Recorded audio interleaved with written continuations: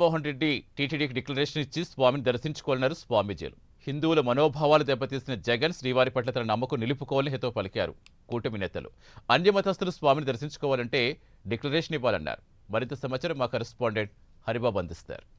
మాజీ ముఖ్యమంత్రి జగన్మోహన్ రెడ్డి తిరుమల పర్యటనకు వస్తున్న నేపథ్యంలోనే తిరుపతిలో పోలీసులు కూడా 30 యాక్ట్ అమలులోకి తెచ్చారు. ఈ నేపథ్యంలోనే నెయ్యి కల్తీకి సంబంధించి కూడా నిరసనల జ్వాలలో ఎగిసిపడుతున్న నేపథ్యంలో కూటమి పార్టీ నేతలు కానీ లేదంటే సాధు పరిషత్ సాధువులు కానీ కూడా నిరసన వ్యక్తం చేస్తూ జగన్ డిక్లరేషన్ ఇవ్వాలని ఒక వర్గం అంటుంటే మరో వర్గం మాత్రం గో బ్యాక్ జగన్ అంటూ నిరసన వ్యక్తం చేసేందుకు సమాయత్తమవుతున్నాయి. మనతో పాటు కూటమి పార్టీ నేతలు ఉన్నారు. వాళ్ళని అడిగి తెలుసుకుని సార్ జగన్ డిక్లరేషన్ ఇవ్వాలా వద్దా అన్న అంశం మీద ఒక చర్చ నడుస్తుంది. దీన్ని మీరు ఎలా అన్వయిస్తారు? ప్రపంచంలోనే అతిపెద్ద ప్రజాస్వామిక దేశం ఏదన్నా ఉంది అంటే అది భారతదేశం.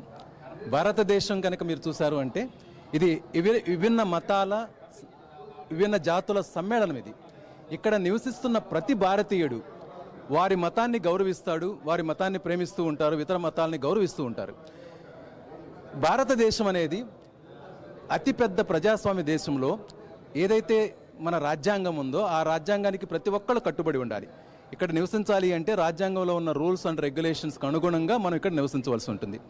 తిరుమల తిరుపతి దేవస్థానం కేవలం తెలుగు రాష్ట్రాల్లోనే కాదు, ప్రపంచంలోనే పేరెన్నికగైన రాష్ట్రం.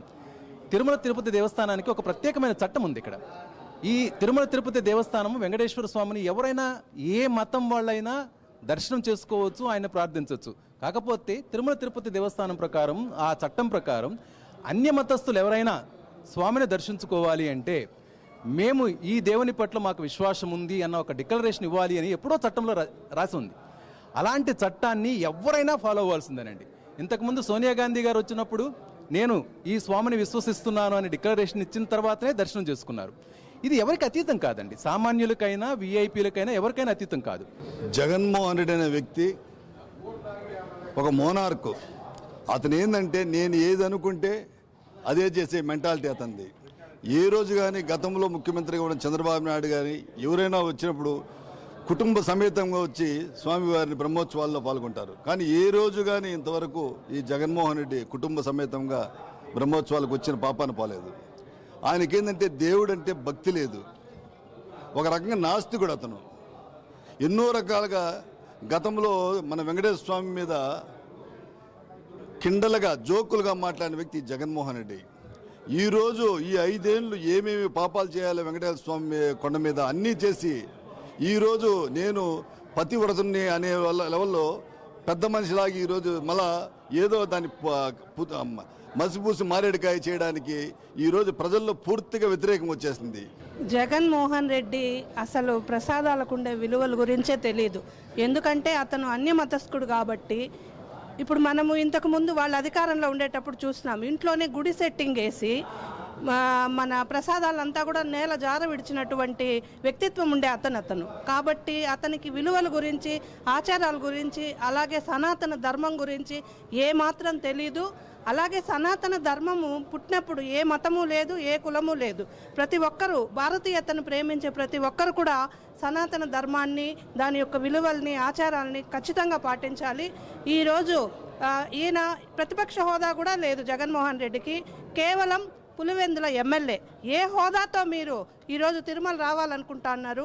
డిక్లరేషన్ ఇచ్చే ధైర్యం మీకుందా? ఇన్నేళ్ళు మీరు అధికారంలో ఉన్నప్పుడు ఎందుకు డిక్లరేషన్ ఇవ్వలేదు? సతీ సమేతంగా బ్రహ్మోత్సవాల్లో ఎందుకు పట్టు వస్త్రాలు సమర్పించలేదు? అలాగే మీకు హిందుత్వం పైన పూర్తి వ్యతిరేకత ఉంది.